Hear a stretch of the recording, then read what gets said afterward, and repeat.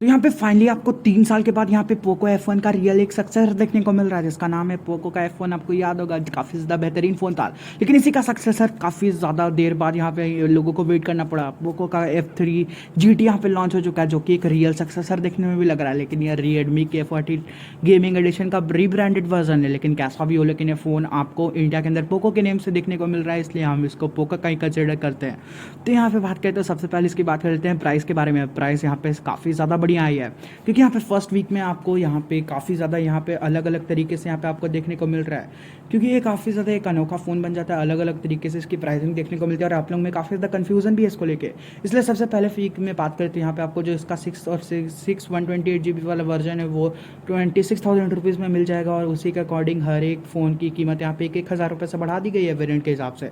और यही बात करें अगले ही यहीं पे, लेकिन जो आपको यहाँ पे फर्स्ट वीक में सबसे सस्ता प्राइस है, अगर सेकंड वीक में आप देखो तो यहाँ पे आपको 26,999 के मतलब 26,499 के साथ यहाँ पे आपको प्राइसिंग देखने को मिल जाएगी। और सारी ही एडिशन में इसको 500-500 रुपये बढ़ा दिया गया है यहीं पे। लेकिन तीसरे वीक में आप देखो तो तीसरे वीक में कुछ ज़्यादा ही प्राइस बढ़ा दी गई, क्योंकि तीसरे वीक में यहाँ पे देखते हो तो 1,000 रुपये से सारे एडिशन के यहाँ पे फ़ोन बढ़ चुके हैं, जितना भी आपको यहाँ पे वेरियंट देखने को मिल रहा है इसकी तीनों वेरियंट की।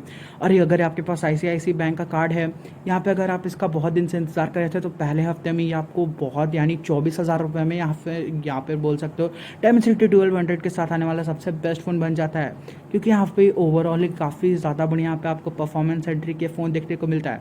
और यहाँ पे Realme X7 Max को भी अपनी परफॉर्मेंस से बीट कर सकता है, क्योंकि ये गेमिंग को काफ़ी ज़्यादा ऑप्टिमाइज़ करके बनाया गया है। इसकी वजह से ये डे टू डे लाइफ को भी काफ़ी ज़्यादा आराम से यहाँ पे झेल सकते हैं। यहीं पे बात करते हो ये फ़ोन आपको बहुत ज़्यादा यहाँ पे बिल्ड में भी काफ़ी ज़्यादा अच्छा देखने को मिलता है। बिल्ड की बात करते हो यहाँ पे आपको इसमें दोनों तरफ आपको एल्यूमिनियम का फ्रेम देखने को मिलता है, और पीछे भी बात करते हैं यहाँ पे प्लास्टिक देखने को मिलता है। लेकिन ओवरऑल ये काफ़ी ज़्यादा बढ़िया फ़ोन बन जाता है, क्योंकि यहाँ पे बात करें तो ओवरऑल ये एक पकड़ने में भी काफ़ी ज़्यादा कंफर्टेबल फ़ोन यहाँ पे लगता है आपको।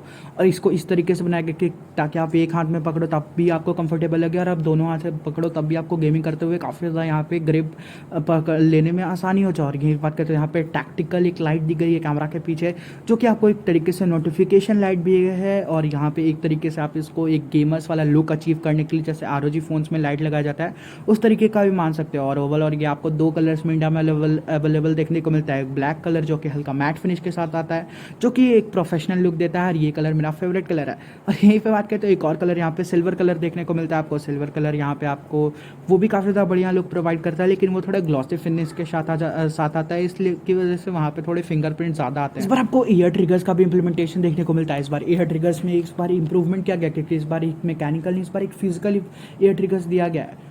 ये काफ़ी ज़्यादा बढ़िया बात लगी मेरे को, क्योंकि ये इंस्पिरेशन इनको मिला रेडमी के, जो रेडमी अपनी फ़ोन्स बनाती है ना, उसमें ब्लैक शार्क सीरीज़ में इसको यूज़ किया जाता है, जो कि काफ़ी ज़्यादा बढ़िया गेमिंग फ़ोन्स होते हैं ब्लैक शार्क के। और वही इंप्लीमेंटेशन इस बार भी आपको देखने को मिल जा रहा है। और इस बार इसलिए दिया गया है क्योंकि इस बार आप इसको जितना बार भी दबाते रहोगे ये जल्दी ख़राब नहीं होगा। और ये गेमर्स को काफ़ी ज़्यादा टारगेटेड फ़ोन है इसलिए, और ये आप लोगों को भी नॉर्मल लाइफ में काफ़ी ज़्यादा पसंद आने वाला है। और ये ग्रिपेबल है, काफ़ी ज़्यादा ग्रिप मतलब इसमें बढ़िया बनती है। तो शॉर्टली एक बढ़िया यहाँ पे मतलब इम्प्लीमेंटेशन देखने को मिला है इस कंपनी की तरफ से। और यहीं पे बात करते हैं इस फ़ोन में आपको देखने को मिलता है मीडियाटेक का Dimensity 1200 प्रोसेसर, जो कि ओवरऑल काफ़ी सारे फ़ोन्स में टेस्ट किए जा चुका है, जो कि काफ़ी ज़्यादा यहाँ पे बढ़िया आपको परफॉर्मेंस दे सकता है। और Realme X7 Max 5G से काफ़ी ज़्यादा सस्ता आपको फर्स्ट वीक में मिल जाएगा 24,000 रुपये में लगभग। तो ओवरऑल उस रेंज में अगर ये आ गया तो काफ़ी ज़्यादा बढ़िया यहाँ पे आपको यहाँ पे मतलब कि वैल्यू फॉर मनी प्रोवाइड देखने को मिलती है। यहाँ पे अंडर कट करती है सारी चीज़ों में यहाँ पे आपको Realme X7 Max 5G को। यहीं पे बात करते तो आपको LPDDR4X यहाँ पे रैम देखने को मिल जाता है, क्योंकि यही Dimensity की 1200 मैक्सिमम सपोर्ट करती है। और यहाँ पे UFS का 3.1 स्टोरेज सिस्टम यहाँ पे देखने को मिल जाता है। यहाँ पे आपको IR ब्लास्टर देखने को मिल जाता है। ये बात करें तो मतलब यहाँ पे काफ़ी ज़्यादा बढ़िया चीज़ देखने को मिल जाती है, वो इसका स्टीरियो स्पीकर से इसमें काफ़ी ज़्यादा लाजवाब देखने को मिलता है। यहाँ पे आपको याद रखिएगा साइड माउंटेड फिंगरप्रिंट सेंसर देखने को मिल जाता है। और यहाँ पे डिस्प्ले भी काफ़ी ज़्यादा बढ़िया है, 120 हर्ट्ज रिफ्रेश रेट के साथ आने वाला है। 480 हर्ट्ज का टच सैम्पलिंग रेट है। 10 बिट के ऊपर ये मतलब जो डिस्प्ले है वो आधारित है। और यहीं पे बात करें तो काफ़ी ज़्यादा यहाँ पे स्मूथ और मतलब कि स्मूथरी और बटरी एक्सपीरियंस आपको प्रोवाइड कर सकता है ये फ़ोन।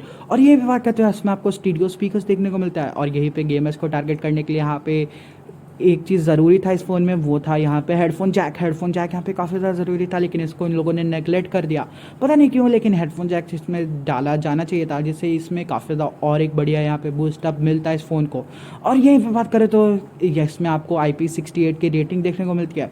ओवरऑल बात करें तो ये काफ़ी ज़्यादा बढ़िया यहाँ पे आपको फ़ोन देखने को मिल जाता है। और ओवरऑल यहाँ पे बात करें तो 5000 mAh की यहाँ पे आपको बैटरी देखने को मिलती है। और यहीं पे आपको 67 वॉट की अल्ट्रासोनिक यहाँ पे रेडमी की चार्जिंग देखने को मिलती है, जो कि आपको इन द बॉक्स देखने को मिलेगी। काफ़ी सारे लीक से ये पता चल रहा था कि ये आउट ऑफ द बॉक्स मिलेगी, लेकिन नहीं भाग गाइस, इस बार ये इन द बॉक्स मिलेगी। इस बार कोई भी गेमिंग एडिशन स्पेशल ये अलग से लॉन्च किया जाएगा।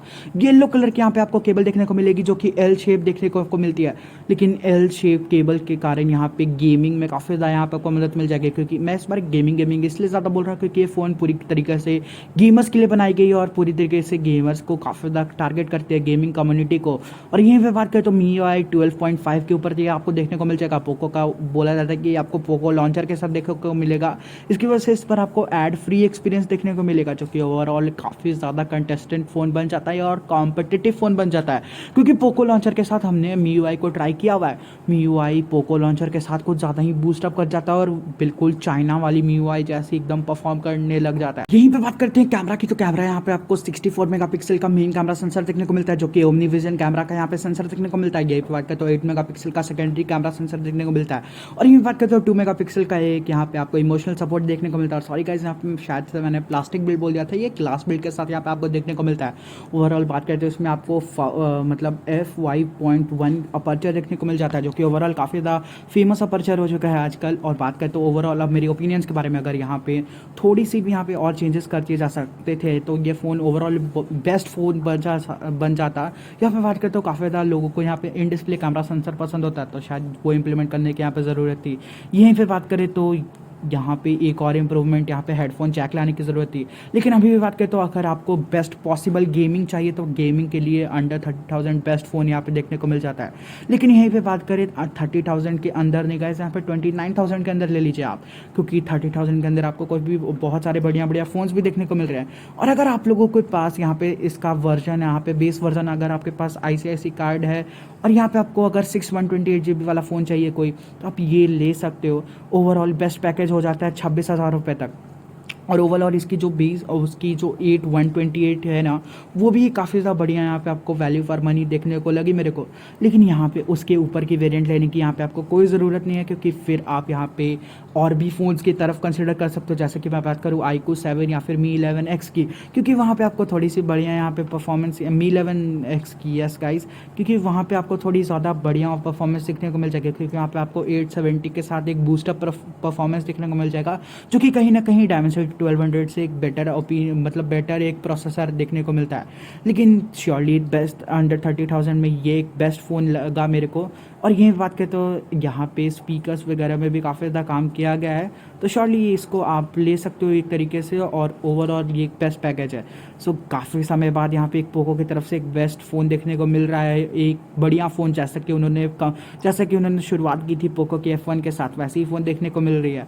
और श्योरली पोको ऐसा नहीं काम करती कि यहाँ पे ब्लैक मार्केटिंग पोको के फ़ोन्स की मैंने आज तक नहीं देखी। और यहाँ पर ऐसा भी कभी नहीं देखा कि पोको अपना बेस वेरिएंट लॉन्च करता है बस दिखावे के लिए, ये सही में वो वाली काम नहीं करते। तो यहाँ पे आपको श्योरली यहाँ पे देखने को मिल जाएगा। और OnePlus की Nord 2 भी आप कंसिडर कर सकते हो, उसको नहीं भूल सकते भाई, क्योंकि वो यहाँ पे ऑक्सीजन ओएस जैसी स्मूथ परफॉर्मेंस, बैटरी परफॉर्मेंस के साथ यहाँ पे देखने को मिल जा रही है। और ओवरऑल वो भी काफ़ी ज़्यादा बढ़िया परफॉर्मेंस बन जा रही है। क्या आपको लगता है कि OnePlus Nord 2 के ऊपर वीडियो आनी चाहिए? तो कमेंट सेक्शन में ज़रूर बताओ। मैं मिलता हूँ आपसे अगली वीडियो में ऐसा ही शानदार कंटेंट के साथ। तब तक के लिए चैनल पहली बार होगा, चैनल को सब्सक्राइब जरूर कर देना, वीडियो पसंद लगे वीडियो को लाइक ज़रूर कर देना। मैं मिलता हूँ आपसे अगली वीडियो में, तब तक के लिए ख़त्म, टाटा बाय बाय।